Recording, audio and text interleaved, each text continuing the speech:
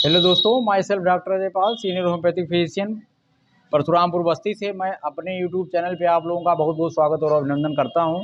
और आज मेरा कैंसर पे बहुत ही अच्छा एपिसोड होने वाला है। बहुत ही इंटरेस्टेड टॉपिक है जो आजकल बहुत ही तेज़ी के साथ कम्युनिटी को कवर कर रहा है।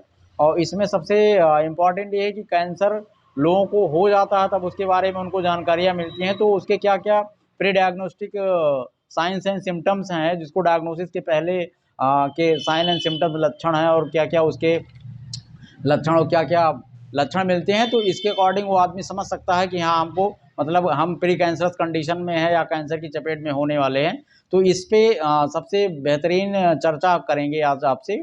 और आपसे रिक्वेस्ट है कि इस वीडियो में एंड तक बने रहिएगा, जिससे कम से कम इंटरेस्टेड टॉपिक से आपके बारे में काफ़ी अच्छी रोचक जानकारी मिल सके और आप उसका अधिक से अधिक मात्रा में लाभ उठा सकें।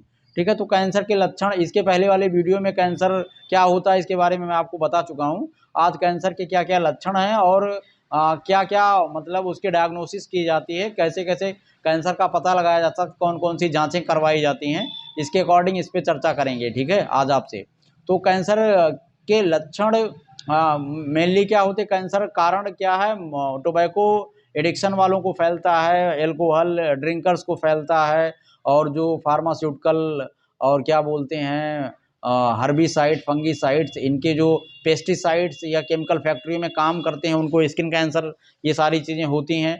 ऐसी कंडीशंस में उनको प्री कैंसरस कंडीशन में कुछ ना कुछ साइन एंड सिम्टम्स मिलते हैं, जिसको मतलब लोग जान नहीं पाते और कैंसर की चपेट में बहुत तेज़ी के साथ आ जाते हैं। तो सबसे पहले मतलब कैंसर के लक्षण, ठीक है, इसमें लगातार अत्यधिक खांसी आना, अनकंट्रोल्ड खांसी आना, ब्रोंकाइटिस हो गया। ऐसी कंडीशंस में जैसे बहुत ज़्यादा दिन तक अगर खांसी बनी रहती है, हुफिंग कफ, ब्रोंकाइटिस, तो उसके बारे में ऐसी स्थितियां आती हैं सामने कि सी ऑफ लंग्स मतलब कार्सिनोमा लंग्स का हो सकता है इन फ्यूचर। तो इस पे कम से कम जो इसके डायग्नोस्टिक मेजरमेंट्स हैं उसको आदमी करवा लेना उचित रहेगा इन फ्यूचर, की भविष्य में आप इन सारी चीज़ों से दूर रह सकें, इन परेशानियों से बच सकें। ठीक है, साइनोसाइटिस भी है, और इन केस आप अगर ज़्यादा दिन तक साइनोसाइटिस बना रहता है या लगातार निमोनिया आपको बना रहता है, ब्रोंकाइटिस ज़्यादा दिन तक बना रहता है, तो ऐसी कंडीशन में आपको फेफड़े के कैंसर होने के चांसेस बढ़ जाते हैं। दूसरी चीज़ है ब्लडी यूरिन, या पेशाब में मलमूत्र की आदतों में बदलाव आता है। कभी कभी पेशाब में और स्टूल में ब्लड भी आ जाता है, तो ऐसी कंडीशन में उनको अल्सर भी हो सकता है, कोलाइटिस भी हो सकता है, और हिमेचूरिया की कंडीशन बोली जाती है अगर यूरिन में ब्लड आ रहा है। तो ऐसी कंडीशन में आप कैंसरस प्री कैंसरस कंडीशन या प्री कैंसरस स्टेज में आप पहुंच रहे हैं। ऐसी कंडीशन में जब ब्लडी यूरिन हो और मतलब ब्लडी स्टूल हो उसके बारे में तब आपको ये समझ लेना चाहिए कि अब हम डायग्नोसिस इसकी अच्छी तरीके से करवाएं, जिसके डिफरेंशियल डायग्नोसिस होके उसका पता लगाया जा सके। और अकारण शरीर में दर्द होना कहीं पर भी, और बहुत ज़्यादा जल्दी थकान आ जाना बिना कोई काम के, अगर अचानक आदमी थक जाता है तब भी वो कैंसरस की कंडीशंस में आ सकता है। और अचानक वजन में कमी होना, त्वचा में सिकन या गाल पे गड्ढे बन जाना। ठीक है, ऐसी कंडीशंस में तो ये सारी चीज़ें होती हैं। और ऐसे मतलब कैंसर तो हर मतलब बाल और नाखून को छोड़ के हर जगह हो सकता है, तो उसके अलग अलग पोजीशन के अलग अलग पार्ट के अलग अलग कैंसर के अलग अलग लक्षण दिखाई आपको मिलेंगे। और इन केस आप जैसे किसी को ब्रेस्ट कार्सिनोमा हो गया किसी लेडीज में, तो उसमें उसके निप्पल्स जो है दबे रहते हैं, श्रिंकन रहते हैं, संकीर्ण रहते हैं, अंदर धंसे हुए रहते हैं, और वहाँ से मवाद भी निकलता है, और पस भी कभी कभी निकलता है, वाइट डिस्चार्ज भी निकलता है आपकी निप्पल से। तो ऐसी कंडीशंस में आपको समझ लेना चाहिए कि हाँ, ये प्री कैंसरस कंडीशन है। तो आदमी को वहाँ बहुत ही अच्छे स्टेप उठाना चाहिए, बहुत ही अच्छे जानकार लोगों के पास जाके, जो आपके डायग्नोस्टिक मेजरमेंट्स हैं उनकी सहायता से कैंसर का पता लगाया जा सकता है, जिससे आपका जो कैंसर है बहुत तेज़ी के साथ, क्योंकि बॉडी में बहुत तेज़ी के साथ कैंसर फैलता है, तो उसकी आप स्टेजिंग को वहाँ काफ़ी हद तक रोक सकें, जिसके जिसके लिए कैंसरस कंडीशन को डायग्नोसिस करने के लिए बहुत अच्छे अच्छे मतलब डायग्नोस्टिक मेजरमेंट्स मार्केट में अवेलेबल हैं। तो उसमें क्या क्या अब इस पे चर्चा करते हैं कि कैसे कैसे क्या क्या डायग्नोस्टिक मेजरमेंट्स हैं जिसकी वजह से कैंसर का पता लगाया जा सकता है। ठीक है, सबसे पहले हो गई कि जहाँ पर भी जिस पार्ट में कैंसर हो रहा है उस पार्ट की बायोप्सी करवाते हैं डॉक्टर्स। तो बायोप्सी हो गया, उसके बाद में सीबीसी वगैरह ब्लड काउंट करवाते हैं, ठीक है। इसमें हीमोग्लोबिन का स्तर भी काफ़ी कम रहता है और प्लेटलेट काउंट बहुत ही कम हो जाता है ऐसी कंडीशंस में। तो और कार्सिनोजेंस के जो इसके काजेटिव फैक्टर्स हैं, कार्सिनोजेंस उनको बोला जाता है, जो कार्सिनोमा के सेल हैं, कैंसर सेल्स हैं, उनका कैलकुलेशन किया जाता है कि उस बॉडी पार्ट में या अफेक्टेड एरिया में कितने कार्सिनोजेंस हैं, उनकी उनकी कैलकुलेशन की जाती है। और उसके बाद में बोन मैरो का एग्जामिनेशन किया जाता है। ये सब डायग्नोस्टिक मेजरमेंट्स हैं कैंसर के, जो मैं आपको बता रहा हूँ। अगर चाहें तो आप नोट भी कर सकते हैं, ठीक है।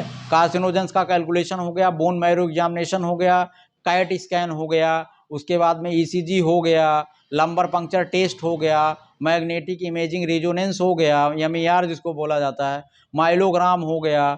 उसके बाद में आपका कोलोनोस्कोपी हो गया in case of colon cancer, या आपका यूएसजी स्कैनिंग हो गया, अल्ट्रासोनोग्राफी हो गई, स्कैनिंग हो गया पर्टिकुलर पार्ट का जहाँ पे कैंसर हो रहा है।